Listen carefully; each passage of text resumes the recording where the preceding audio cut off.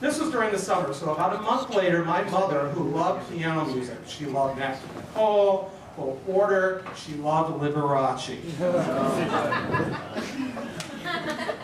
My mother decides to buy an upright piano and put it in the living room. So, fine. But what wasn't fine is that she required my brother and I to take piano lessons from this elderly lady named Mrs. Malthus in the bottom of the Methodist Church. Mrs. Malthus was very mean because if we ended up laying our hands on those keys, she would whack us with a ruler.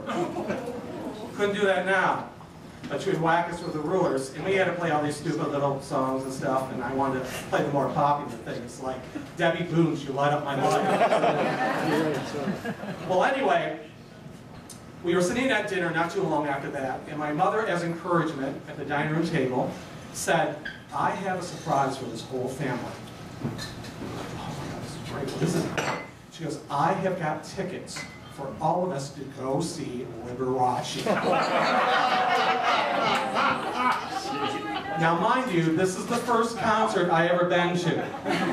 My mother passed away this past November and took to her grave that she blamed Liberace for my brother and I being gay. True story. So the time came we were to go see Liberace in Port Huron at the McMorrin Place Auditorium. And we were sitting there, and they had him on an ice rink, you know, covered up, make it look like an auditorium. We were sitting in the round, and he came out very flamboyant with the furs and everything, and I had a really active imagination. And I'm watching him, and I thought, well, this is all right. And, you know, he's playing the piano, and my father's kind of rolling his eyes, you know, Mr. Hardware Man. And all of a sudden, the coolest frickin' thing happened. The lights went off in the auditorium, and Liberace came out in a complete lit up suit coat. Lights all over the damn thing, and he came out, and my eyes got like Roger Rabbit. And I'm watching him, and he's playing the piano, and the lights are on. This is the coolest thing ever. I need a coat like Liberace. So on the way home, you know, we have the window cracked in the back, and I'm just gazing off. I need a coat just like Liberace in the world. How is that going to happen?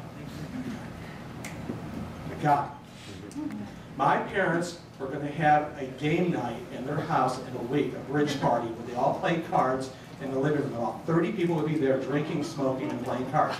There's my audience.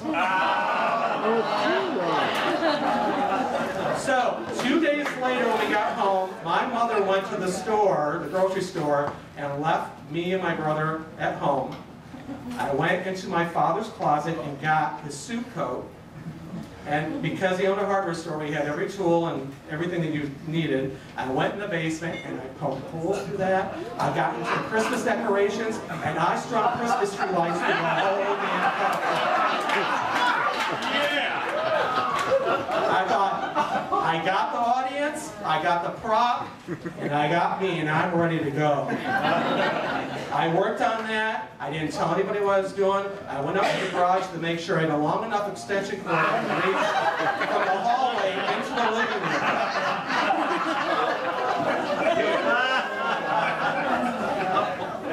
So the time came, my mom, typical mom, she goes, okay boys, I want you to go in and watch TV. You all turn in the living room. Here's your Coke, chips, and dip. We always had chips and dip and Coke. And we were in there, and my brother goes, what are you up to? I said, I'm not up to anything. So, sitting in the TV room, which used to be the old breezeway, so there was like a glass sliding door, and I waited for about a half hour for my audience to get a little warmed up, have Benson and Hedges, a little scotch and soda, with Amanda wine, you know, have a few Old Milwaukee or something. So I thought, okay, this is my time. So I ran into my room, I put the coat on, I got the extension cord in the hallway, plugged it into the coat, boom! And I walked around the corner into the living room, and like the gay boy that I was, I go, ta-da!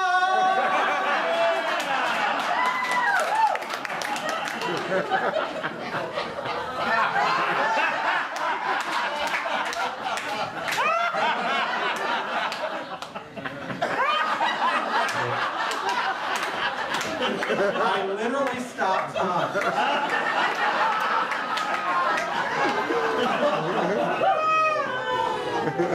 My father leaned over to my mother and said, you're the one who wanted to go see Liberace. My mother looked over at my father and said, well, at least he didn't come out with a nun's hat.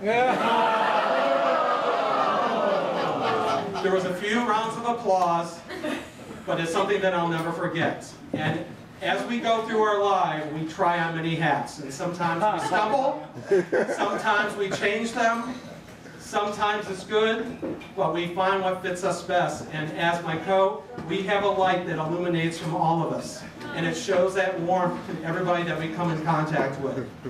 And the thing that we need to remember the most is that if we are not sharing our stories and our history, no one is going to do that for us. Yeah. Thank you.